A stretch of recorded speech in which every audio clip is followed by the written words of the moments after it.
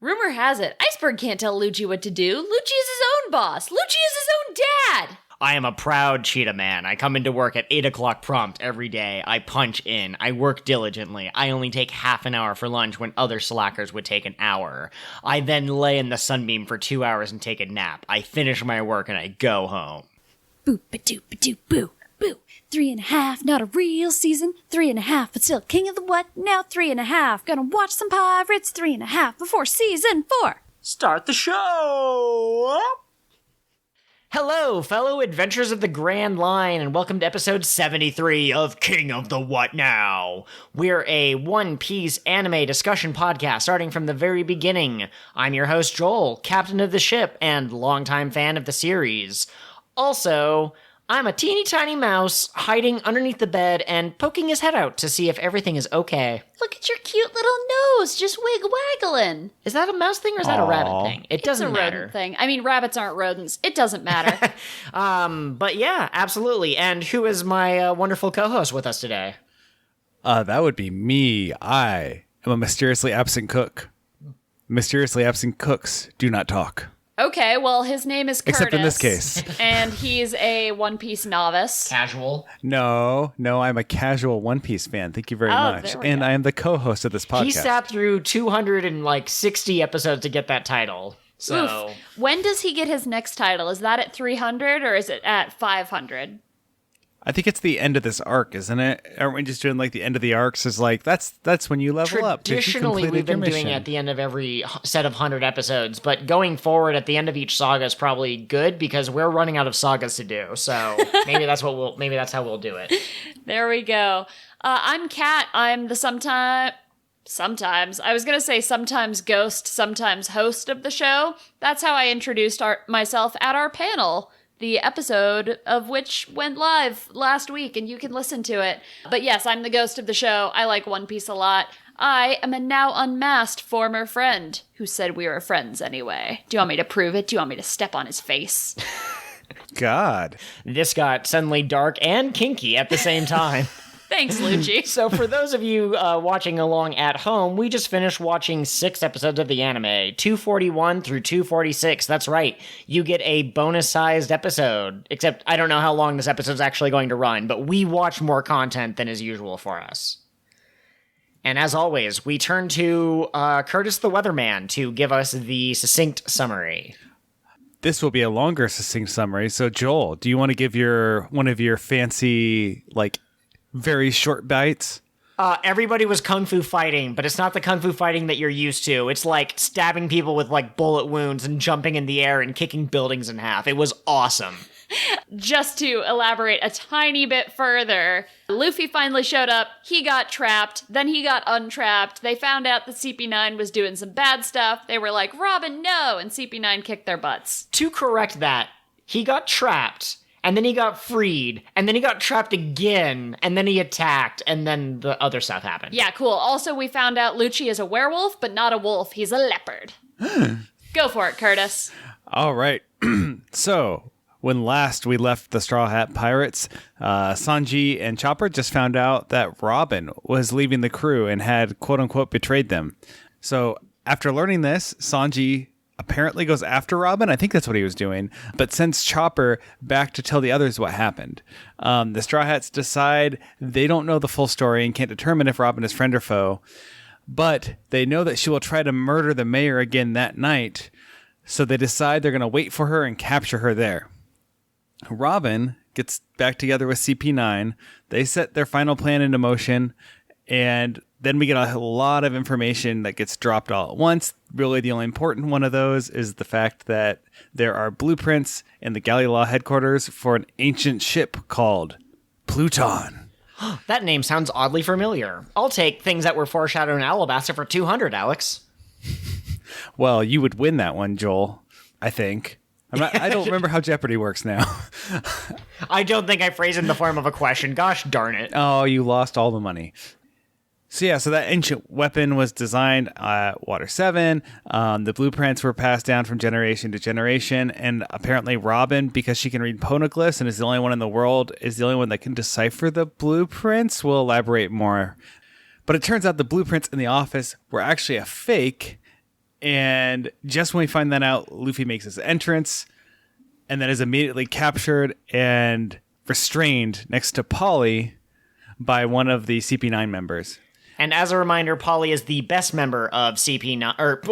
No. He's not a member of CP9. He is the best shipwright at Galley Law, and he's the one who has the cigar in his mouth. He's the one with the gambling problems. He's the one who comments on the promiscuity of women, even though that's really his fault. And he's also the one who attacks with ropes.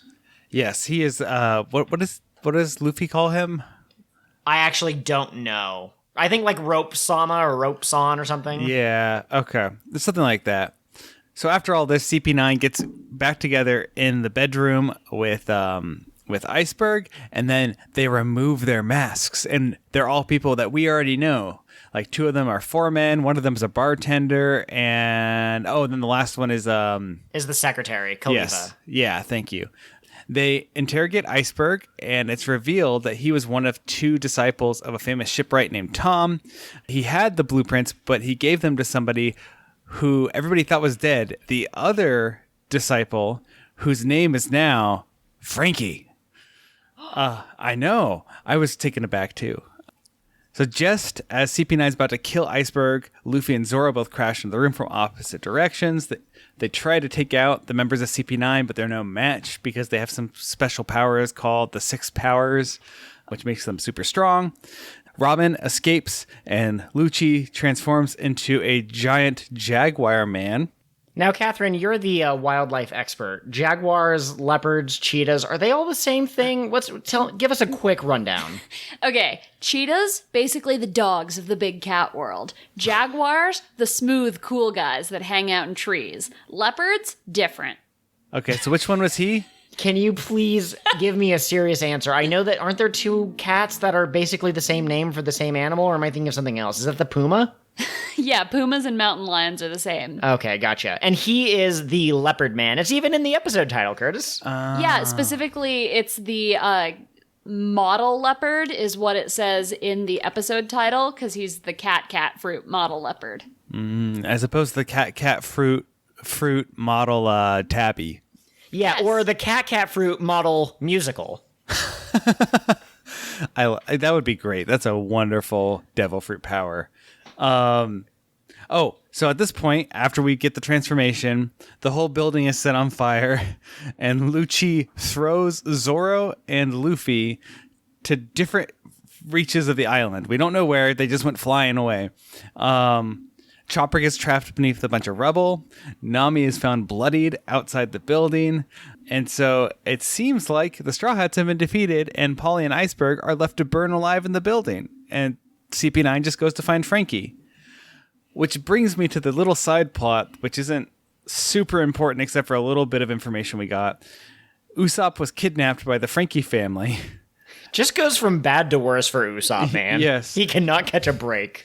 Except that apparently they get moved by his story, and now they're friends? I don't know. Usopp's kind of like not into it, but Frankie is apparently, I don't know. We see the sentimental side of Frankie. We thought that he was the rough and tumble, gang leader who would, beat a guy to death. But it turns out, no, he could be moved to tears by tales of friendship and drifting apart. Yeah. And boats. And yes, and definitely boats. I mean, he is a shipwright after all.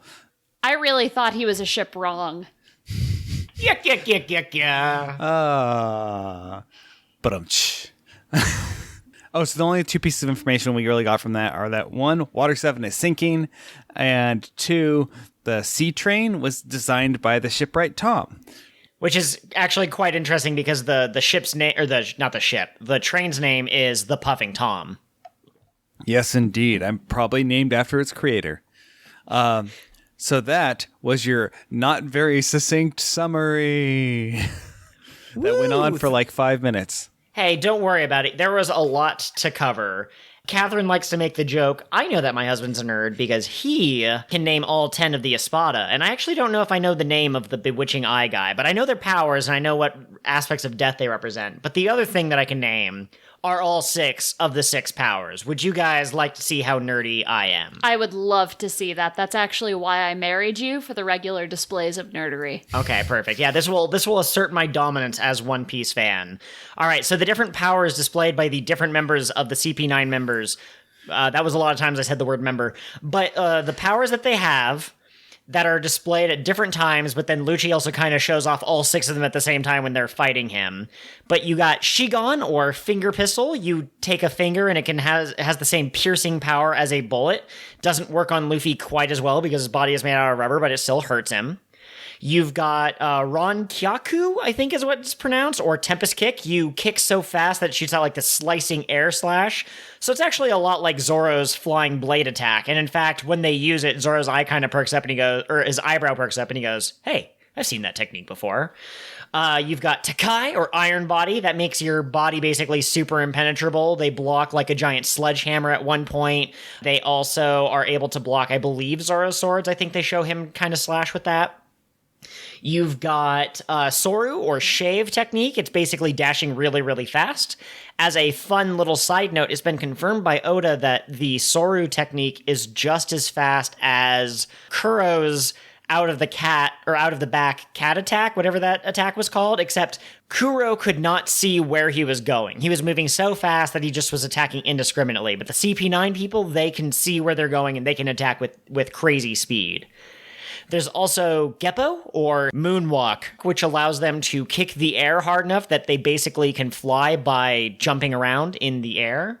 And then the last one that they hardly ever use is Kami-A, which is they turn into like paper and they can dodge any attack because they're wiggling around. They even make the comment about how Lucci in this giant man form, or Bluno in his really big form, can dodge every single attack even though he's a big guy. Yeah, I'm cheating. I'm looking at the notes here, which Joel did not look at because he's very impressive, and the English name for that is paper art. Oh, yeah. All right, so tell me, guys, what did you think of these episodes? Ha, stole it, Joel. Damn it. I'll have to be quicker on the draw. I don't know, Kat. What did you think? Nope, I went first on episode 73 or 72. This is 73. Yeah, I went first on 72, so it's your turn. Oh, damn it. Okay. You're the casual anyway, so you don't want us saying like, oh yes, we love these episodes for how much they foreshadow that time that Luffy learns to punch people like a bullet. I mean, does he learn how to punch people like a bullet? No, but he does come in like a wrecking ball. What did you think of these episodes? I enjoyed them. There was a lot of world building. There was a lot of action. There was a lot of the Straw Hats getting beat up, which I mean isn't necessarily my favorite thing, but occasionally is nice. I'm curious to see where this goes. I don't know why it surprised me that the Straw Hats got beat up so much, because that's kind of what happens in each arc. They get beat up first, and then they come back, and then they fight again, and they do better. But how frequently do they get beaten up as a group? You know, a lot of times you might have Sanji taking a blast from Eneru or whatever, but Nami will survive by tricking him or something. Or you'll have Zoro taken out by a strong swordsman, but then maybe someone else shows up. So it's rare for them to all take that L at the same time. Yeah, that's true. It's not normally a group activity for them. Team building exercise. Let's all get our ass kicked at the same time. It'll bring us closer together. Oh my gosh, like you go to a fight club, but specifically to get beaten up, and then you all commiserate as a team. You should suggest that at the office. That's a great way to bring people together. I personally love these episodes for a lot of different reasons. We've already known that the world government was an antagonist to Luffy and company, because Luffy is a pirate and the world government are the people setting the rules that the pirates are breaking. But when you meet people like Smoker, who seems like a relatively decent guy, or Kobe, who wants to change the Marines for the better, it's easy for you to say, well, who's really the good guy? Who's really the bad guy? Or do both sides have merit? But then you find out that there's the Cypher Poles. There's 8 of them officially. They collect information for the world government. And then there's the secret 9th group, which is allowed to murder, and in fact isn't allowed to be seen by anyone other than pirates who they can easily discredit. So I'm just going to say right here and now that yes, a world government that has a team of secret spies that run around Murdering indiscriminately, blaming pirates for things that they didn't do, and I mean, pretty much they would have tortured the information out of Iceberg if they hadn't been able to, like, check his pulse or whatever, and so, like, I'm just gonna say I think we have proof that the world government might not be on level. Why? So Iceberg was smart enough to set up this whole trap, right? Where he put the fake blueprints in the floor. Why not put fake names on the fake blueprints? Because he wanted the blueprints to look real enough that someone could be fooled by them, and I don't know how long it would take him to drop a set of fake blueprints. Well, I don't know. I just feel like Cutty Flam's name didn't have to be on there. It could have just been Tom and Iceberg. Yeah, I don't know. Or it could have just said, like, what if it said, like, it just had, like, the names of the leaders of the world government on there? That would have been delightful. Here's a reference joke for you. I.C.Wiener. I.C. Wiener. His name is Iceberg. It would fit. It would fit with the cold motif. And we just met Aokiji in the previous song. Just imagine Lucci angrily growling, "Icy Wiener. Who is this Icy Wiener?" So, Kat, I think that you might be a master of one of the 6 powers, given the way that you're dodging the question of how did you like these episodes? That's pretty good. I guess I can get into a different thing I was going to say in a minute. I like these episodes a lot. When Lucci told them, like, yeah, this building's going to catch fire in however many minutes, I went, wow, what a nice guy. I didn't remember the follow-up to that, which was, not that we're going to let you leave. So you just want them to feel shitty that they can't escape the fire that they now know is coming? Lucci, that's not justice at all. What's wrong with you? The people of Piece Together, the fine folks, we love them all here at King of the What Now. They had a contest to see who was the bigger dick, and I believe the contest was between Crocodile, Arlong, and Eneru. But this was during the Skype arc. They hadn't met some of the later villains.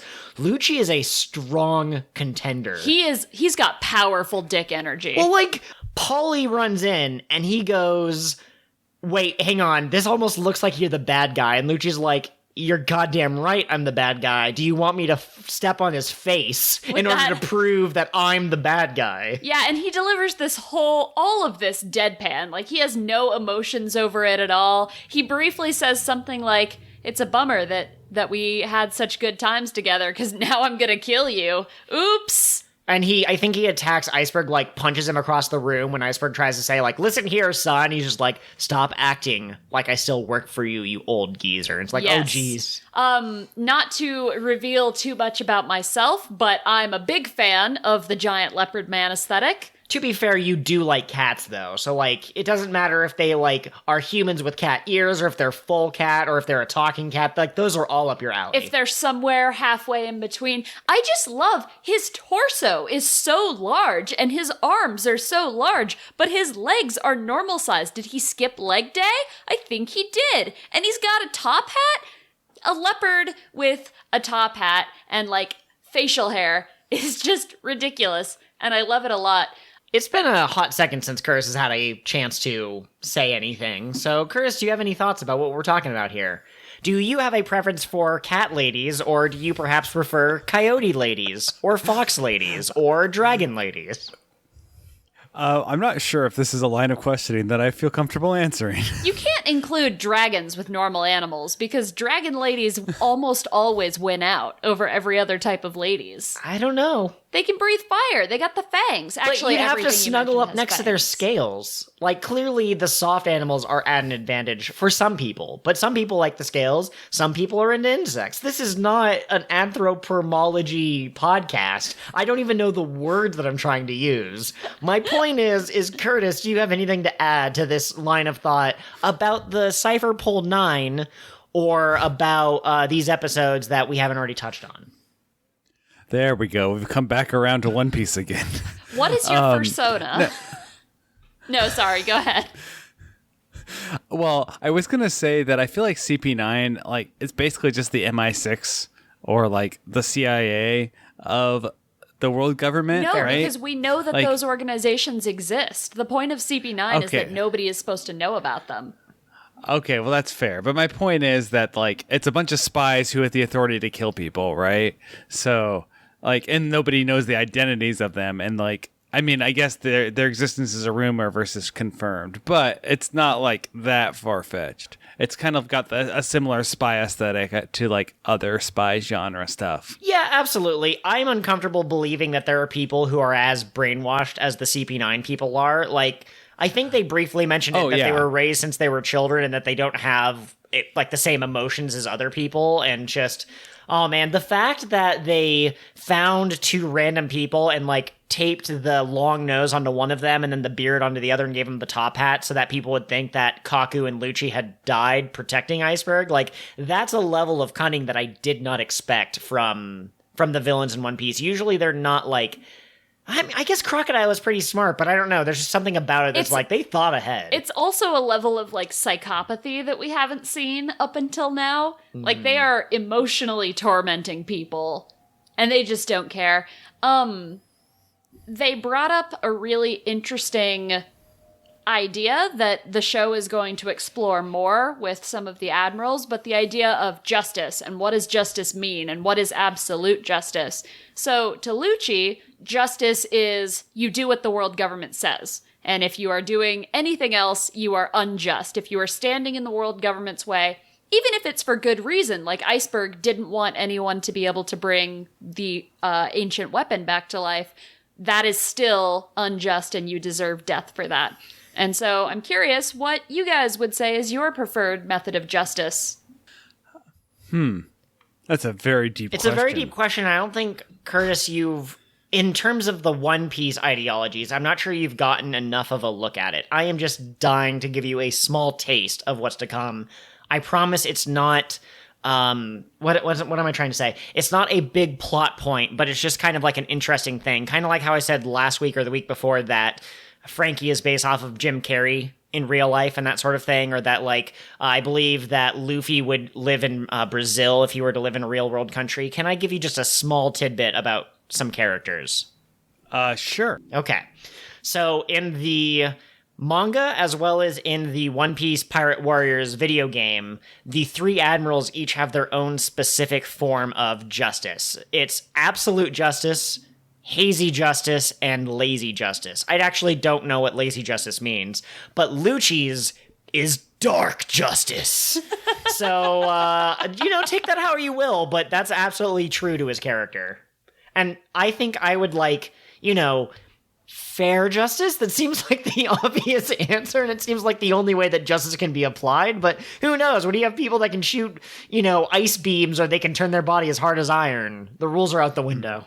See, this makes more sense now, because like I don't think he actually talked about justice. At least I don't think he used the word justice in the subtitles that I saw. So I was a little confused. I think he's just a very well-trained soldier that does what he's told.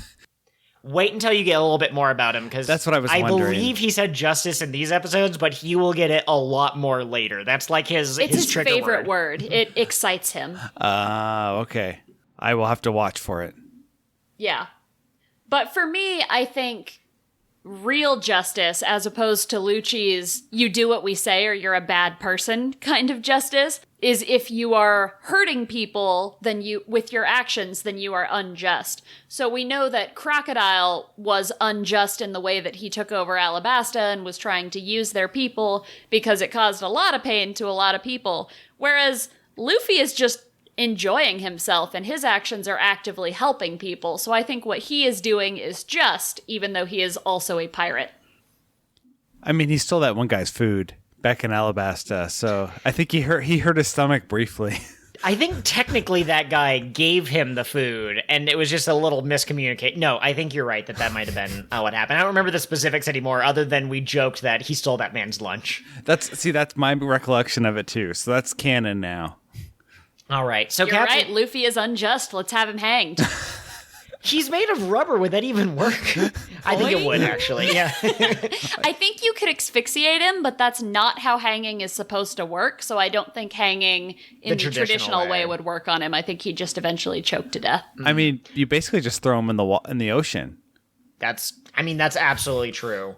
I have a long list of things I want to talk about, and we're kind of veering wildly this way and that. So let's just go back really quick. Can we all agree that the scene of all 5 of the higher-ups at Galley Law protecting Iceberg in their chairs resembled like 5 kings almost? Like, this is our domain. Yeah, it was cool. I loved it a lot. Iceberg is their prince. I hadn't thought about it that way, but you're right. I think it's just because, like, anime is such a world of extremes, you know? Like, you can't even go to high school without zombie god magician showing up and ruining your day. So it's just, I don't know, something about these 5 guys sitting in chairs was just really cool to me. Also, Iceberg was talking to Khalifa. This was before the reveal that she was evil, and she asked him about the picture of Robin, and he said, "That woman is a devil." And right as he said that, the next thing you saw was Luffy stretching to the manor, and then Chopper in his half-reindeer, half-human form jumping around with, like, Nami in his arms or something like that.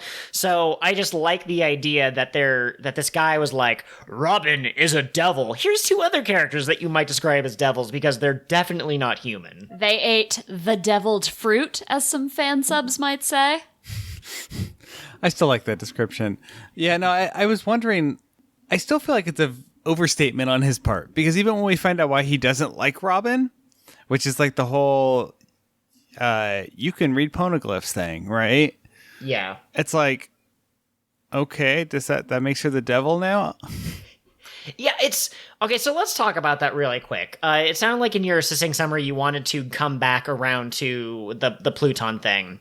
So what it is sometime in the past, some people, the people of Water 7, who knows if it was called Water 7 at the time, but the place that is now Water 7, they built this amazing, super powerful warship that could blow up an entire island with one shot, I believe is what Crocodile had previously established as canon. They... I believe, like, either tried to destroy it, or they sealed it away, or they put it in a box. They basically made sure that no one could use it. But they were worried, what if someone with bad intentions found it and brought it back out of the box? What if it was unsealed? What if it was unleashed? The only thing that could stop Pluton is another Pluton. So they kept the blueprints in case someone bad got a hold of the pre-existing Pluton, which I believe we're led to believe hasn't been destroyed. But then also you now have 2 different ways to get Pluton. You can get the original one, or you can get the blueprints to make the real one. And I kind of wonder if the world government maybe wants both of those things. It's better to have both than to have neither, than to have one. Well, and then also, like, we've already established that it's hard to find Pluton. So the odds are more in their favor of finding the blueprints and building a new one than they are finding the original. Yeah, exactly. And this is such interesting world building. It's not exactly typical shonen battle fare. I mean, there's some battling, but it's pretty one-sided. But you do get this, like, interesting conundrum. Like, how can you build a weapon and then try to use that to ensure peace? I think we even have a quote from Iceberg, and give me a second. You know what? I don't have it. I didn't write down the quote, but he basically said, you can't use a weapon to ensure peace. And I think that's just such an interesting idea.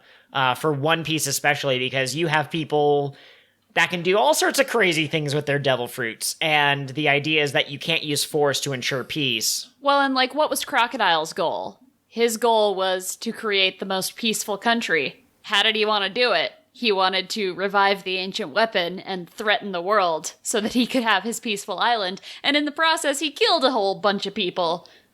As a side note, you also get a little bit of that ideology in Code Geass, which I maintain is one of my favorite anime. Some people don't necessarily like it, and to them I say, okay, that's too bad.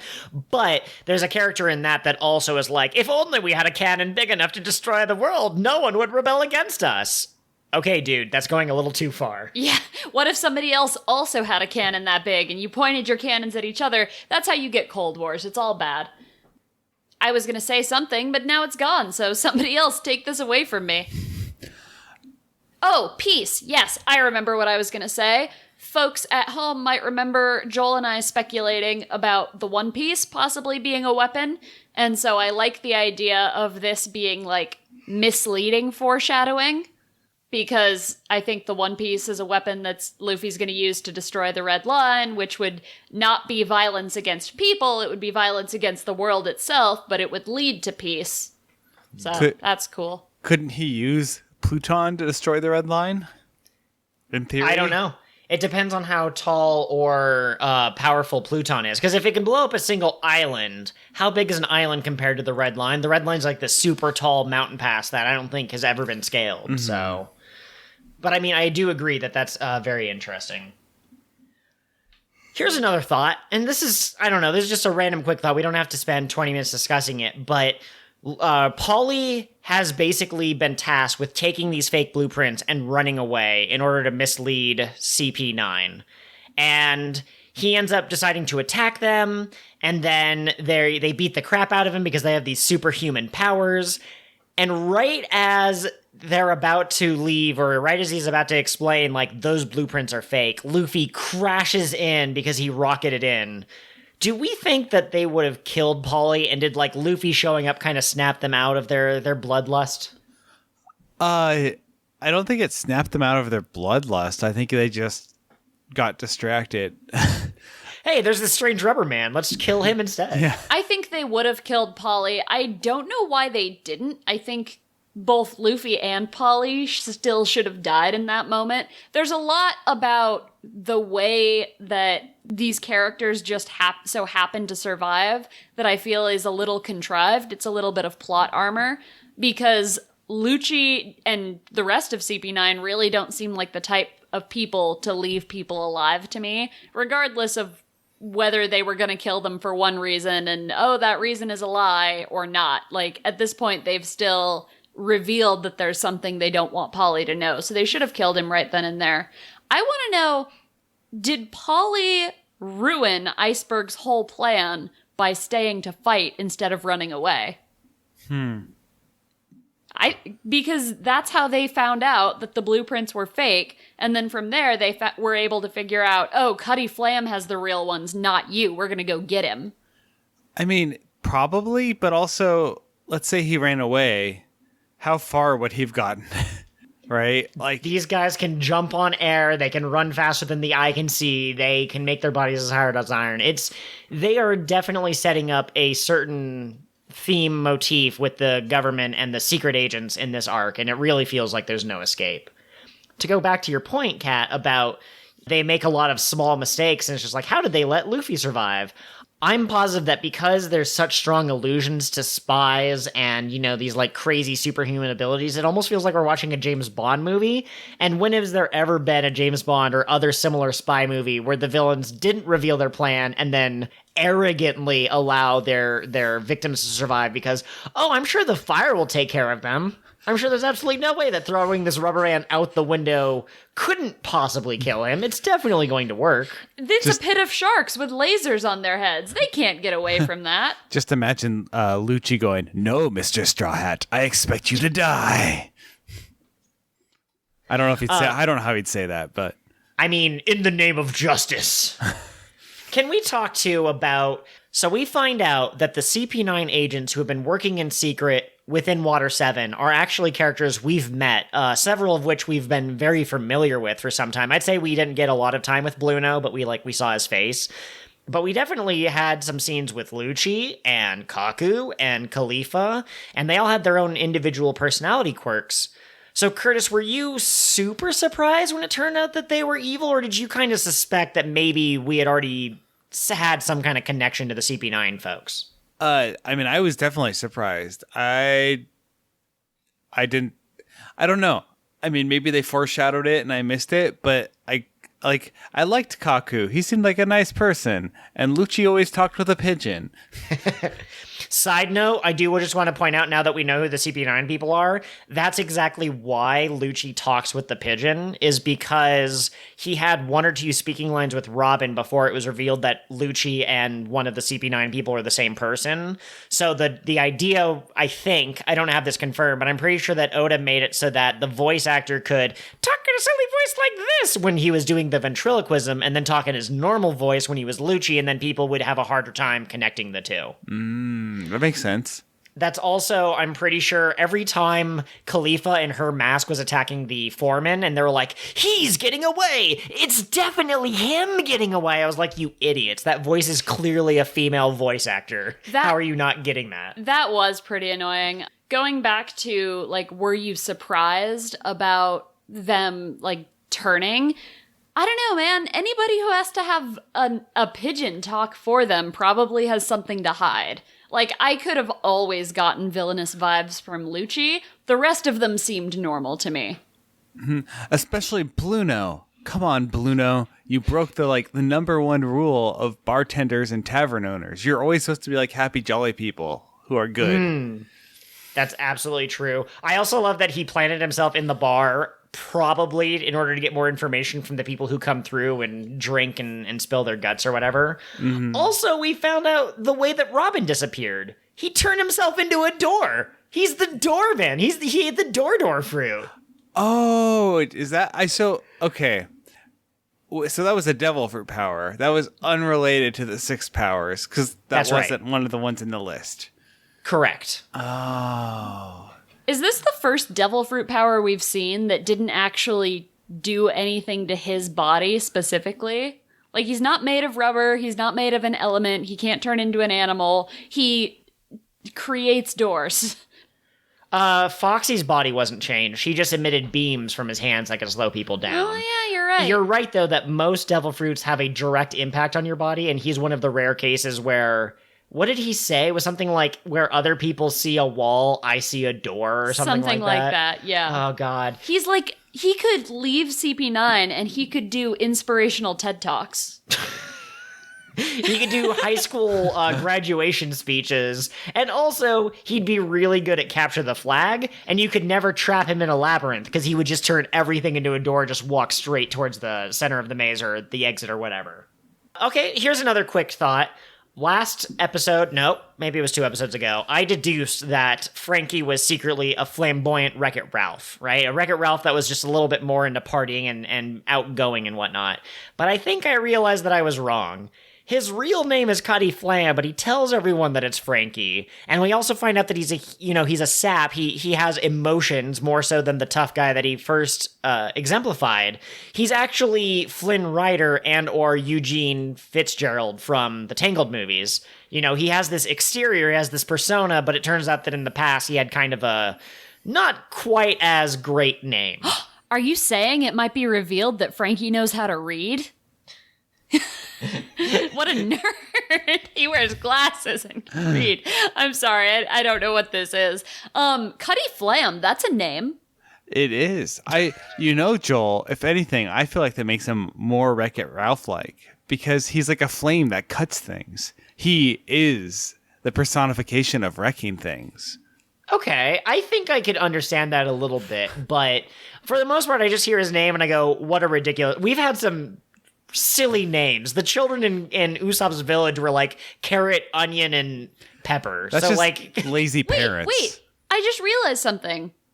In the past, Curtis has hypothesized that anytime somebody shows up with a normal name, that it's filler. Oh, but Frankie's actually fairly Frankie normal. is a real name. So everything up until the point where we found out his name is actually Cuddy Flam is filler. Well, or it was a red herring. We were led to believe that he was a filler character, and then they pulled like a bait and switch on us. They're like, no, look, he actually has a silly name, just like everyone else. We're like, oh, damn it, Oda. So not only did Iceberg lay out a trap for CP9, but Oda himself laid out a trap for the readers in parallel. They were both revealed at the same time. Mm-hmm. That's masterful story crafting. Or maybe Iceberg laid out a trap for the readers through Oda. Oh. What if these characters have become real and are using Oda as a meat puppet? No, I don't. I think we're veering off into tinfoil hat territory, and I don't know how to yes and you on this skit. So I'm just gonna have to say that's a great theory. We'll talk about it later. We're not gonna bring it up again. Can I bring up one of the quotes you have highlighted? Yeah, that I just noticed? Absolutely. So Iceberg said, when he was talking about the ancient weapon, he said, "I have inherited the creator's will, so I have the responsibility of stopping you." Oh, that's a good quote. I wrote down many, many quotes because these episodes are fantastic for world building and building intrigue. And Curtis, I'm not going to ask you what part of this was foreshadowing. A, the part where Paulie used ropes. B, the part where Zoro and Luffy ran into each other by accident. But I will say that once you've gotten to the end of the Water 7 saga, if you go back and you rewatch these episodes, there's small little tidbits that are just so good. We already know that the inherited will is a strong motif in One Piece. That was one of the Gold Roger openings, was, ever since pirates have carried on in the name of Gold Roger looking for the treasure that'll make their dreams come true. And now we have a guy who he was given a will from his teacher, and his teacher before him, and it goes back since ancient times, he said, in order to make sure that the world is safe from their own ship that they built. Mm-hmm. Luffy, in a way, is carrying on Shanks' will. He's got the hat, and they're going to meet again someday, so he can give the hat back to him. Mm-hmm. So I'm very excited about the idea of inherited will. No spoilers, but it is going to continue to come up, and it is something to look out for. And Water 7 is also carrying Tom's inherited will with the train. Yeah, absolutely. That's another thing that you'll notice is that a lot of times in One Piece, the heroes and the villains have very different ideas about how that works. The heroes will tend to, not heroes, they don't count themselves as heroes, but protagonists. The protagonists are the people who tend to take these good, wholesome views of the future or these wills, and they carry it on, and they're like, I'm going to continue their dream. Whereas the bad guys seem to be, I'm going to take away your dream, and I'm going to inherit my own will, and that's to rule above everyone else. And it's like, I don't know about that. I know we're kind of hopping around all over the place here, but something I noticed while watching these episodes that I texted to Joel, and Joel was like, holy crap, that's amazing. A big part of this arc is the idea that the Straw Hats never really knew Robin at all. They just knew the face that she put on for them, and now they're being revealed to the real Robin, which maybe isn't so great a person. Maybe she's chill with killing people. And Paulie never really knew the members of CP9. He never really knew Bluno the bartender, because that wasn't a real person. He never really knew Lucci or Kaku or any of them. And so him and Luffy having a moment where they're both trapped in the same situation together, and they both decide, like, they're gonna break out and they're gonna go beat up the guys that are causing trouble. I feel like that was very thematically appropriate because they're both dealing with the same problem in this arc.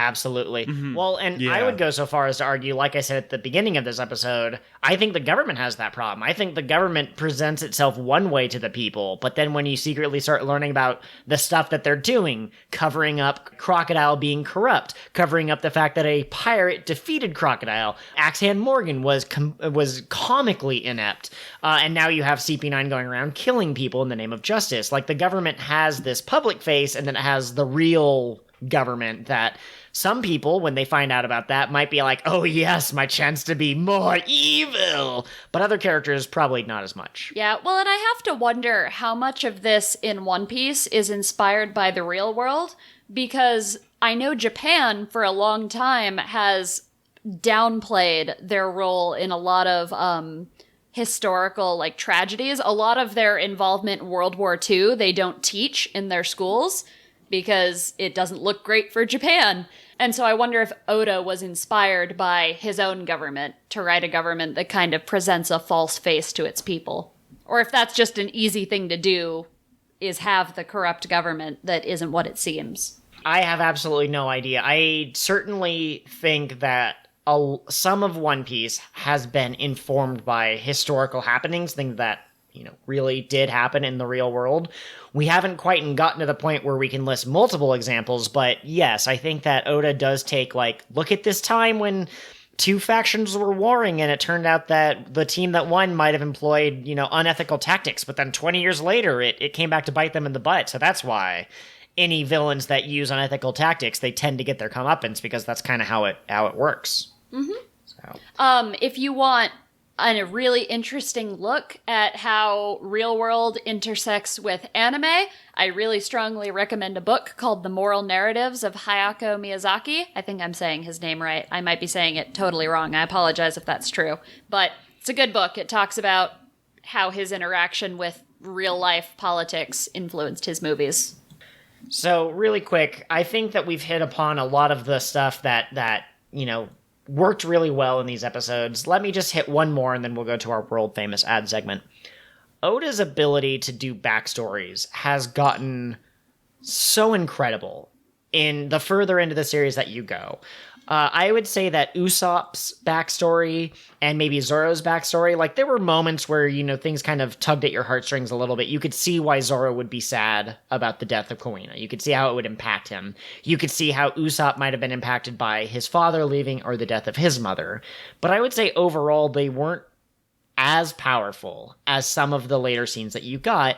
You got a lot of really good ones with Eneru, and when the Shandorians had their flashbacks, that bromance with, Kalgara and Noland, that was really good.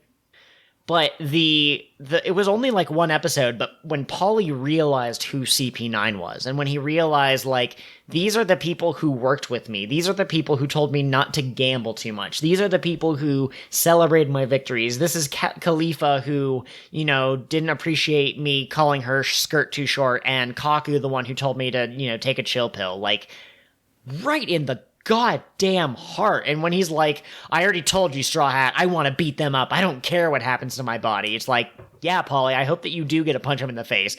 You're probably not going to be able to do it because you're not the protagonist, but, you do you, Yeah, Paulie. can you fight people who have perfected the 6 powers? Probably not, but I'm so proud of you for trying. He's got rope, Catherine. Just believe in his rope. Paulie had a moment where he said, it's not like we were ever friends anyway, and just, oh, my heart.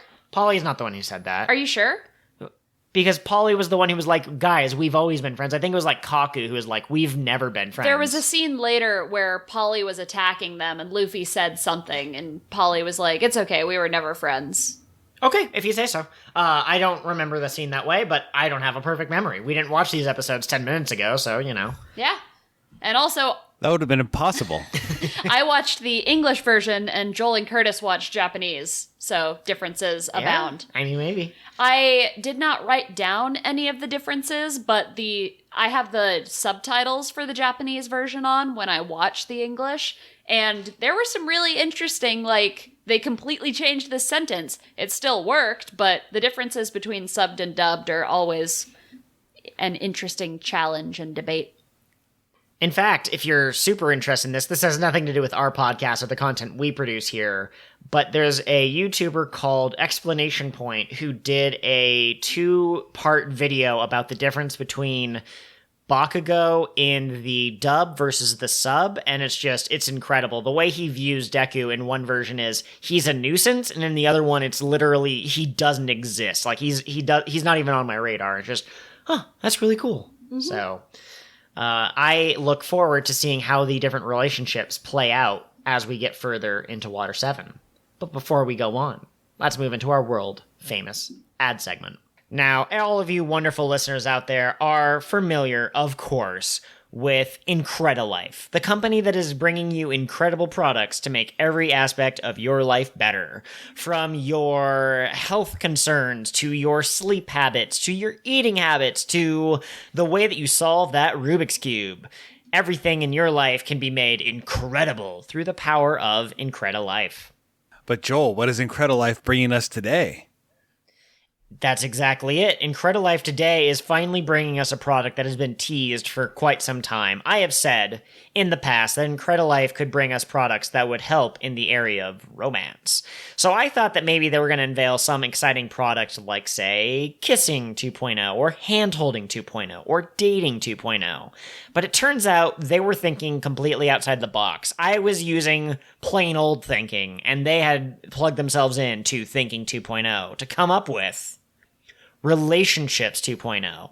It's so obvious because Relationships 2.0 is not just about our romantic relationships with other people. It can very much be that, but we have all sorts of different relationships in our lives. We have the familial relationships that can be very strong in some or very strained in others. We have the relationships between those that we love.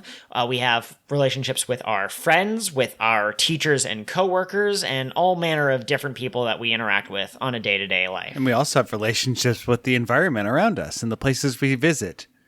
Exactly. And some of us have very intense personal relationships with that one episode of the Powerpuff Girls from when you were 12, and you latched on to that one character, and you'll never forget how important that character was in your formative years, and that shaped how you see what being a man is all about, and what keeping your promises mean, and what it means to be honorable. So Relationships 2.0, it's a once-a-day supplement, and it integrates into every part of your life, and it finds relationships. It takes the strong relationships and helps maintain them. It finds relationships that might be beneficial to you and kind of nudges you towards forming them. And it can also find those relationships that, unfortunately, we all have experienced, those friendships that have turned sour, or those coworkers who have turned into our fated rivals or our dreaded enemies. And it helps us realize when it's time to move on from that situation.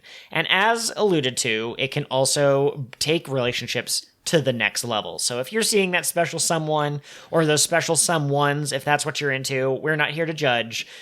This product from Incredilife is for you. You know, Joel, I heard that on top of the many benefits of Relationships 2.0, it can, in some circumstances, make you drift compatible with another person. Yes, exactly. We were all wondering when we were going to get our giant mechs, and the government kept telling us not until we can learn how to harmonize and pilot these machines using only our emotions and only our emotions with other people. And finally, with Relationships 2.0, that can finally happen. You can finally say that romance went beyond this world and towards the stars as you pilot your giant fighting mech robot in order to save humanity from astral flying squirrel shamans. You can finally do battle with them with your relationships. Now, I do have to say this. Usually the products given to us by Incredilife don't come with a lot of downsides, traditionally. The one thing that I will point out is if you are thinking of getting Relationships 2.0 for your family, maybe you have a sibling and then your parents and then, an aunt or something, try to make sure that everyone gets on the plan at the same time, because due to the intense relationships that can form, the bonds and the friendships and the inside jokes, oh man, there are so many inside jokes. If there's one person who's not on that same wavelength, it can really cause some jarring effects. So just make sure that the people who matter most to you are on the same product. Yeah, I started taking Relationship 2.0, and my brother did not, despite my frequent requests, and things blew up. Literally, many things blew up. It was very intense. It did not go well. I don't advise it for anybody. Yeah, I mean, it's absolutely, it's one of those things where it has a lot of power and you have to wield it responsibly. And that's honestly why a lot of Relationship 2.0 packages, because there's different tiers to it, of course there is, come with special guidance counselors who can make sure that you're using the product as intended. There's also some people I've heard who are forming intense relationships. They're becoming drift compatible with, say, like the predators of the world, like the cheetahs and the alligators and the lions, and they're actually and the predator. I don't know if we're legally allowed to make that joke, but it happens. And then they're fusing with these creatures, and they are becoming insane threats. So that's why you also should or should not combine Relationship 2.0 with Superpowers 2.0, which will be revealed and it will be made available to the public in 2 weeks' time. You also have to be careful if you, like me, have like a favorite restaurant that you really like. If you're not careful, it can increase your relationship status with the restaurant, which is very awkward for everybody else in the restaurant. Yes, absolutely. Unless, of course, you, once again, are able to get everyone in the restaurant on the same Relationship 2.0, in which case it will be indescribable. It'll be like this mind meld where like your spirit gets mixed in with the fondue, and so you're like enjoying your own soul and the essence of the restaurant as a whole.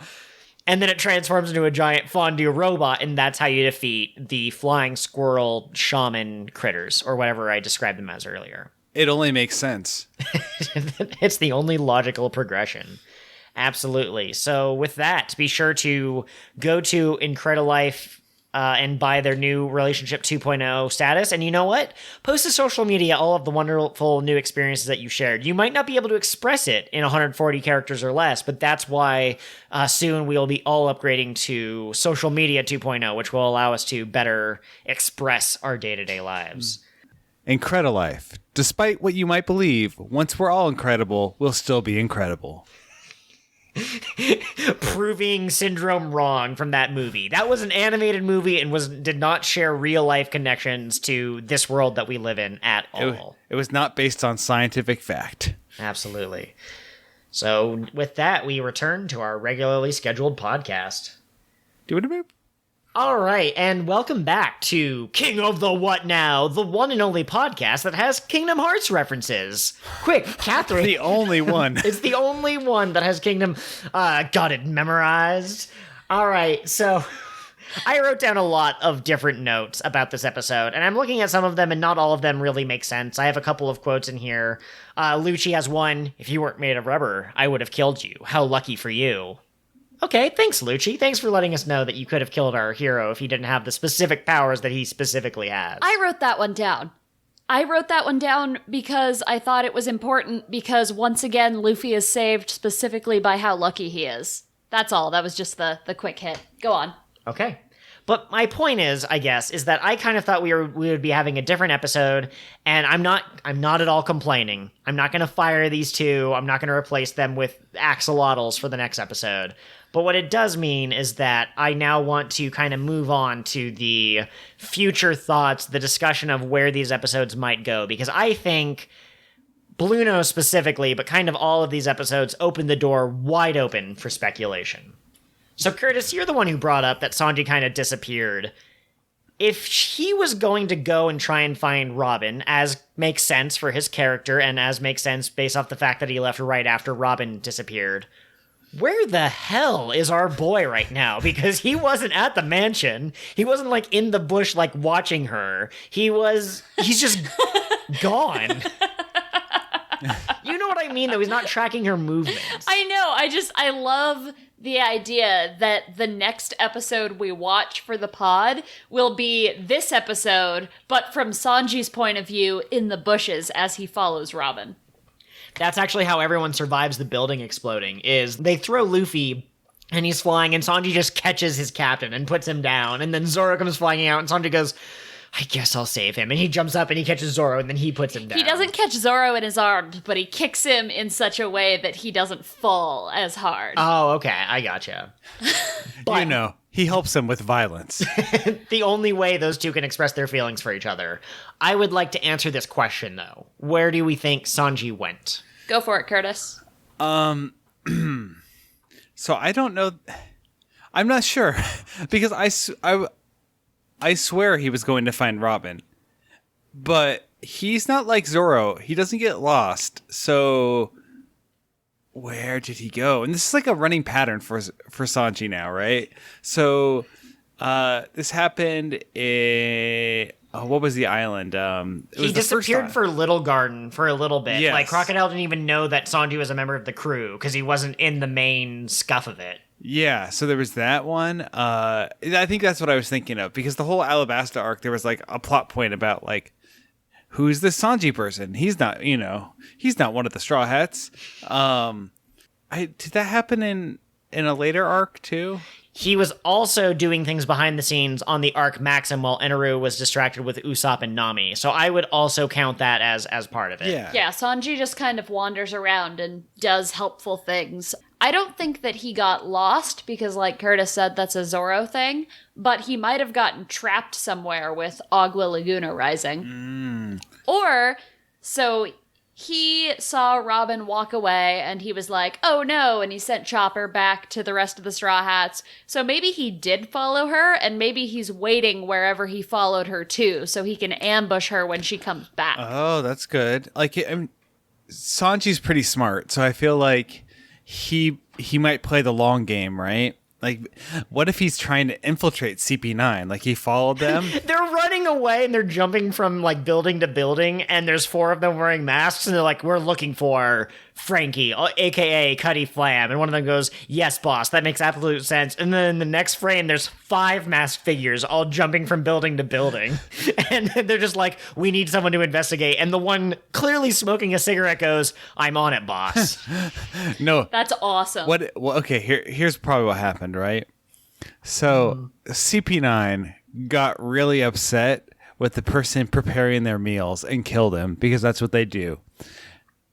They needed to fuel up before this mission, and so they went out looking for a chef, and one magically landed on their doorstep. And he's like, but in disguise, right? So he has like, a paper bag over his head. Is that what we're thinking? basically, yeah, with like a different face scribbled on it, and on the side it says "Definitely not Sanji," not a Straw Hat crew member. Though, to be honest, as long as Robin doesn't see him, the other CP9 people don't know who he is. He's not on a wanted poster anywhere, so... Oh, that's a really good point. I'm trying to figure out... And he didn't go to the shipyard with Luffy and Nami. He didn't... he wasn't on the ship when Kaku showed up to do his assessment. So I think you're right. The CP9 people might not know who Sanji is. Yeah, so as long as he avoids Robin, he could sneak around, like... in their lair if he was hired as a hired hand. I don't know if that's something they do or not. Probably not, but... I would love for Sanji to disappear for like 30 episodes, and everyone keeps being like, "Where's Sanji? Where's Sanji?" And then eventually when Luffy's infiltrating their base, he just like runs through the kitchen, and Sanji's just there, "Yo." And Luffy's like, what the? Sanji? He's like, what? People were hungry, and I don't let people go hungry. I do also have another note on here. Oh, sorry. Does anyone else have anything about the Sanji angle? Yeah. Okay. Sorry, I shook my head, but then I realized this was an auditory medium. No, fine listeners, I have nothing else to say on this matter. I do really want to... I do have some more quicker notes that I want to talk about really quick. Robin, as she was confronting the Straw Hats, as they're like, "Tell us why you left," she basically said, "I have a dream that you can't help me fulfill." Jesus, Robin, I don't know if you know this, and she probably does, but that's the cruelest thing you can say to Luffy. You don't have the power to allow me to achieve my dreams. And what is her dream if she thinks that she can't fulfill it with the Straw Hats? Because up until now, I would have said her dream was to find the Rio poneglyph, and what's a better way to do that than to travel with pirates? Especially since she now believes that the Rio poneglyph is on Raftel. What if her goal is to become Empress of the Pirates? And that's a direct conflict with Luffy's goal of being King of the Pirates, and therefore she cannot follow him anymore. That could be it. She joined Straw Hat Luffy's crew because she felt indebted to him. She thought he would make a good subordinate, and then she said, "Will you be my crew, my subordinate?" And Luffy said no, and then she tried the ultimate Robin technique. "Please?" And he still said no, and at that point she realized there was no way she could ever achieve her dreams. Oh, who could say no to Robin? Apparently Luffy, I guess. But no, I think maybe her dream has something to do with, like, destroying the government from inside.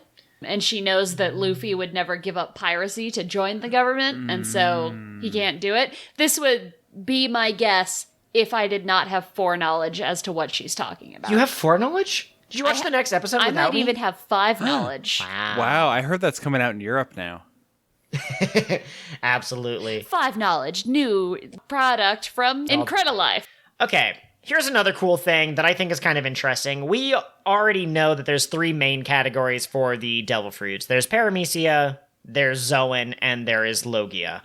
But now we've gotten a little subcategory within the Zoan type. We have figured out that this may be the first carnivore type of devil fruit that we've ever seen, which, as I'm thinking about it, I mean, technically aren't Peregrine Falcons carnivores? Those are carnivores. But I think that this is the first time we've ever had a main antagonist that was like one of the scary apex predator types. And we learn a couple of things. In terms of physical augmentation, Zoans are supreme. They are better than Paramecias, and they're better than Logias in terms of physical strength. We also find out that the carnivore devil fruit types are more brutal than the vegetarians. What's that? Herbivores? The herbivores? Herbivores, thank you. I don't know if omnivores count, but I'm guessing that if you ask Oda, he's saying that the animals that are strictly meat eaters are super vicious, whereas the omnivores, it kind of depends on the person, maybe. And so we get that, and then we also get that the more Zoans train, the stronger that they get. And so I'm wondering if that implies that Lucci's 6 powers are even like somehow stronger, or he can use them even better than the other members of the crew. Oh. Well, not crew. Joel, did you say the more they train, the stronger they get? That's Does true. that mean Zoan powers are physical too? That absolutely is the case. Here's my question. If you have someone who ate a Zoan fruit and you had someone who didn't have a fruit as your what's that called in scientific terms? Your control group. And then you had another person like Luffy who ate, the gum fruit, one that's not Zoan, and they all did 5,000 push-ups. Are you saying that the Zoan would have gotten more out of the push-ups than the other two? I think that's what they're saying. I think that Zoans have more physical capacity because animals have a greater physical capacity than people. I guess. Does the human fruit count as a Zoan? I mean, Yes. obviously it does, but it feels like Chopper should be weaker than other Zoan members by the logic that I just put out there, and I think that he is. Yeah, it'd be interesting if we had an AU where Chopper was more interested in physical, fighting, if he was luchador rather than a doctor. Also, I would love to see that. But would he be much stronger to another person? But no, I think it's really interesting. I wonder, too, if it might be a case of, Zoan devil fruit users also have a higher capacity for physical strength. Eventually, if Luffy trained every day, maybe someday he would reach his peak strength, but Zoans can go even further beyond.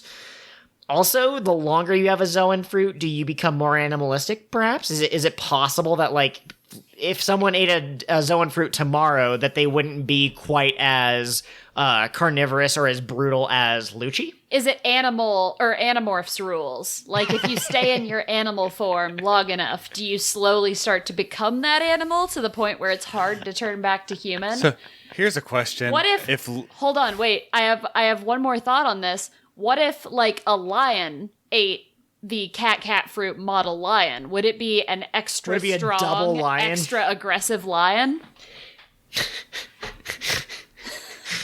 Listen, Okay. I'm not saying that it would have 3 forms and they'd all be pure lion, but I think by the logic, that's exactly what... No, you know what? If knowing Oda, the half form would probably be 2 lion's heads, but no butt. One is a dark-maned lion, and one is a light-maned lion. Oh my god, there's 2 lions inside of you. One of them is the Lion King, and the other one is...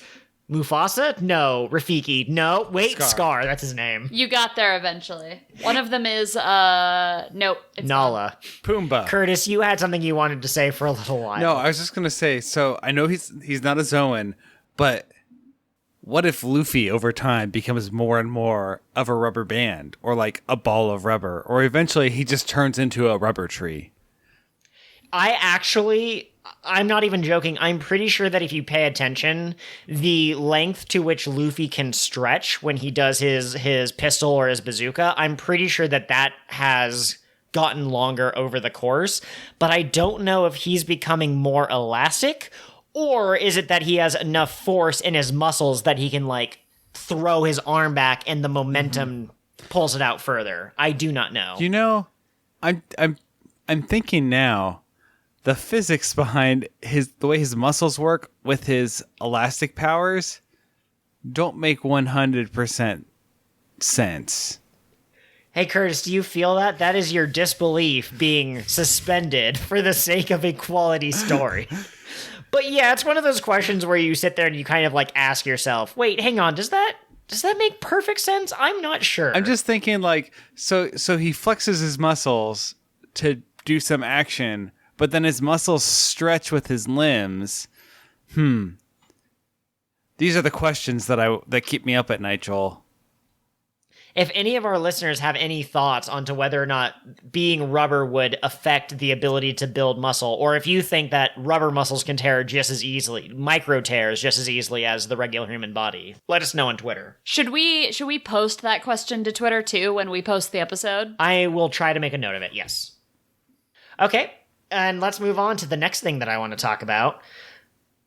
Lucci says, like a couple of times, we don't have any more time to waste. We're getting those plans tonight. And he eventually clarifies that they want to end the Great Pirate era that has started. But I'm still curious. These guys were planted, something like 4 or 5 years ago in Iceberg's office, and they've decided that now is the time to act. And I can't imagine that they're, like, so afraid of Luffy for some reason that they're acting while he's in town. So I guess, Curtis, as the casual, do you feel that this is an indication of some kind of, like, future event? Or, like, are they planning to, like, start a war against pirates and they need to start it by Tuesday? Or what? I mean, I get the feeling that things are escalating globally, right?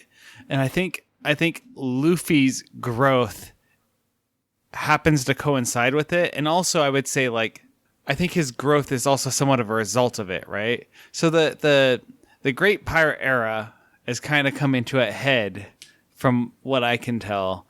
And the world government is working actively to try to stave it off. So I think it's like a confluence of events that just happens to see Luffy like running alongside of it. So I think that the world government is becoming more desperate as a direct result of Luffy's actions, because if we'll remember the meeting they had after Crocodile was disposed of, or deposed, I think is the word I wanted. But anyway. He was disposed like the trash that he is. Don't be mean to my son. To your sand boy. I wasn't sure if I wanted to call him son or husband, so that was the confusion. Daddy. Don't do that. Your sandwich. I have one daddy. He's very cool, and if he's listening to this, I don't want him to think anything weird. Catherine, Don Quixote Doflamingo is incapable of listening to this podcast. But is he deaf? Is that canon? Okay, let's move on. Let me get to my point, yes. But from that meeting we had, we know that any one of the warlords being knocked out of place, like, causes a lot of instability. And so I think that Luffy is going around and he's rampaging through the world and he's leaving these unstable pockets in his wake. And the government's like, okay, we need to do something because there is unrest afoot. I do believe from a meta perspective that both of you are onto something. I agree with both of your points, but to latch onto what Curtis was saying, I do think that Luffy is somewhat a product of his time. I feel that Luffy would not have become a pirate without the influence of Shanks. And I think that Shanks may have been influenced by someone else, because that's the way that this series works. Like, no one exists in a vacuum. And so I'm wondering if maybe more pirates keep inspiring pirates. It's like a pyramid scheme. If Shanks recruits 2 people to the Great Pirate Era, and those people recruit teams of 6 or 7, and then those people, so I think that maybe you're right, Curtis, that Luffy is a product of his time and he's getting worse in the eyes of the government because piracy is on the rise, and it's on the rise because of people like Luffy. So it's just kind of this feedback loop that is just building and building and building. So at the end of this pyramid scheme, does Shanks get like a car or something? Isn't that how that works? Yeah, I think it's for every pirate he recruits, he gets another barrel of ale. And eventually he'll be so drunk that he won't be able to fight back anymore. And the government will take him out, but then there'll be 1,000 pirates behind him. And the government will be like, oh no, what have we done? But they're all also working for their own ale. Oh, okay. And it leads to the great ale shortage, which is what leads to a world war. Would it be a ale storm, perhaps? Yes, definitely. Okay. Here's another question, another prediction, but it's a shorter one. Zoro specifically gained the ability to cut through, was it steel or was it iron? It was steel, right? Yeah, it was Okay. steel. Mr. One was made of steel. Right. So is iron or steel comparative to each other? Which one's like the harder metal? Steel is harder. Okay. So he can cut through steel and these guys are using iron body. So can't he just cut them? Like, what's the problem here, Zoro? Are you having a hard time? Is it performance anxiety? I think maybe they used the word iron because it sounds intimidating, but they aren't literally as hard as iron. They are just very hard. Well, And also, like, when Zoro cuts through iron or steel, he has to, like, concentrate and, like, listen to the vibrations and that. And I think he wasn't prepared correctly, right? okay. So this leads into my final question that I want to ask you all. How on earth are the Straw Hats going to fight these guys? Because you can't land a punch when they go into paper mode. They can literally fly. They can move super fast. If you do land a hit, they're made out of iron, and they have the piercing power of bullets, and they can shoot shockwaves from their feet. So let's say that Zoro, if he concentrates, would be able to cut them. I imagine that if they saw him coming and they could sense that he was going to hurt them, they'd try to dodge and they'd find other ways of slowing him down. But even if Zoro was capable of cutting him, he's one member on a crew of, at this point, 5, now that Robin and Chopper didn't leave, now that Robin and Usopp have both left. So what's Luffy and Nami and Sanji and Chopper going to do while Zoro runs around hacking these people into places? And can Zoro fight a 4-on-1 battle and win? Yeah, that's a really good point. The answer to the second question, if it were like 4 baby marine grunts, yeah, but 4 CP9 members, Highly no. trained assassins who have infiltrated so deeply, it's insane. Yeah. I have an idea, and it loops back in with my idea of where Sanji might be. Let's say, hypothetically, Sanji infiltrated CP9 as their cook.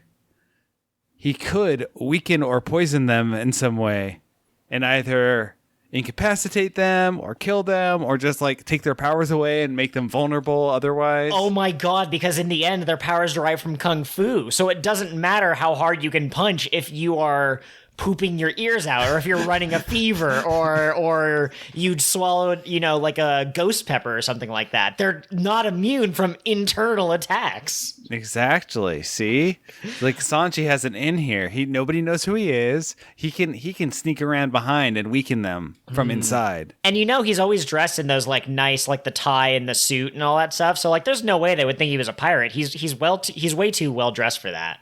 Mm-hmm. Alternatively, their bodies are made out of iron. I don't think that they're immune to being on fire or being drowned. So Luffy's just going to grab them by the neck and just push them underwater. Alternatively, maybe Lucci truly does feel love for his pigeon. So maybe if they attack the pigeon, you can have him be like, oh no, my heart. Maybe, because this is a shonen anime, they will appeal to CP9's sense of friendship and their camaraderie with Polly, and all of the memories they've built over the last 5 years will overcome their need to follow orders, and everything will be happy and good. Alternatively, it seems like their power comes from kung fu, which is derived from, your muscles and stuff, right? So there's certain parts of the body that aren't made out of muscle that you can't train. What I'm saying is that they have to go for Kaku's balls. I really thought you were going to say that they need to go for Khalifa's breasts. Like, they need to punch her in the boob, because those aren't made of muscle either. Oh my god, their eyes. You could stab him in the eye with needles. There's your eye horror for the day. So, for some reason, I did not know which type of "there" you were using, and I thought you were using the "they are," and I thought you were talking again about Khalifa's breasts, and I went, why are they eyes? This episode's going some really weird places. I think maybe we're ready to just, we say talked goodbye. about personas. We talked about going for the boobs that are actually eyes. I think Luffy is going to set a guy on fire. That's all I'm saying. No, I think you're right. I think that's where it's going. I was about to speculate something, but then it would have been spoilers, so not speculation. I mean, also, there's a bunch of water coming into the city, and at least 2 of them have devil fruit powers, so... Really quick, do you suspect that Khalifa and Kaku have devil fruit powers, or would they have already showed them off? Would Oda have found a reason for them to reveal that? I wouldn't be surprised if they had them, right? I feel like they would want every advantage they could in a fight, and so I could see them also having devil fruit powers they just haven't shown yet. At the same time, having half your team not have devil fruit powers would also be handy, especially when you live on an island that's, like has water running through it everywhere. Yeah, I have got one more final thought question, and then I'll probably have said all of my thoughts on these episodes. Do we think that the members of CP9 that we've met are all of the members of CP9 there are? Or do you think that they are going to meet up with more people later? Are they secretly getting orders from somebody, from the boss member of CP9? Also, kind of related, but not really. Is it possible, because this is anime, this is the most anime thing that we've said on the podcast all day, is there a secret 7th power from the 6 power set? But answer Catherine's question first, because that's a more interesting question. I think it's a possibility. I don't know if there are more members on Water 7. I think it's highly likely that all of the CP9 members on Water 7 have been revealed. I think they came to their final mission and they wanted to have all their power out. But it sounds to me like they're a larger organization, so there's probably more of them elsewhere in the world. Especially since these 4 members have been on Water 7. Again, I don't know the exact date, but I'm pretty sure it's been 4 to 5 years.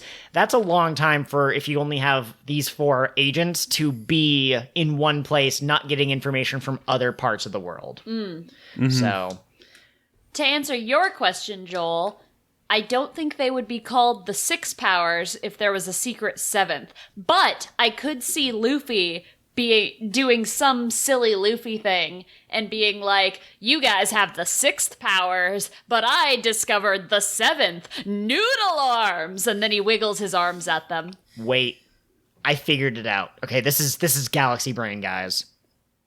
The only thing that can beat the users of the 6 powers are either users of the 6 anti-powers or the users who have discovered the secret 7th power.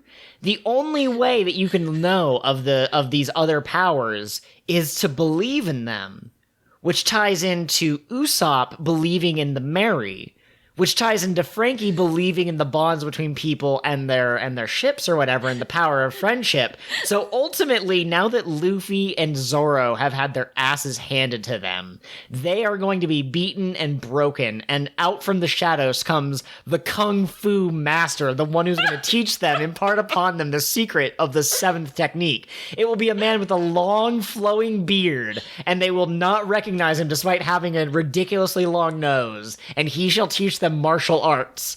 And then the only way for them to beat the CP9 people is to challenge them in the upcoming martial arts tournament. Winner gets to keep Robin's soul. And now they have unlocked Usopp's 7th power, and they will win. And that has been your final Final thought. thought. Outro goes here. Okay. Join us next time for episode 74, where we will be doing our regular 4 episodes of the anime. That's 247, 248, 249, and 250. Curse will be halfway to his next rank. Well, by the old system. I forgot that we changed it. So cut that out, Joel, but don't really, because it's funny. Have a good evening, everyone. Goodbye. Bye. Rumor has it, Lucci, Kaku, Khalifa, my closest friends and colleagues, betraying me. And that last one there, could it be? I'm just the bartender. So ends the next leg of the King of the What Now adventure. We're sad to see you go, but we'll be here next week. If you crave some social interaction with us in the meantime, you can find us on all sorts of different media. We have Gmail, Patreon, and Tumblr. All of those are KingOfTheWhatPod. KingOfTheWhatPod at gmail.com, patreon.com/KingOfTheWhatPod. KingOfTheWhatPod.tumblr.com. Our Twitter handlers are a little bit different. You can reach me at KOTWN_pod. And you can contact me, Curtis, at Pirate Co-host. Also, please take a moment to rate and review our podcast on whatever platform you're using to listen. Not only will this help others find the podcast, but your constructive feedback will help us improve the show as we go. Thanks so much for giving us a listen. Until next time, follow your dreams and protect your treasure. Remember, it doesn't need to be literal treasure.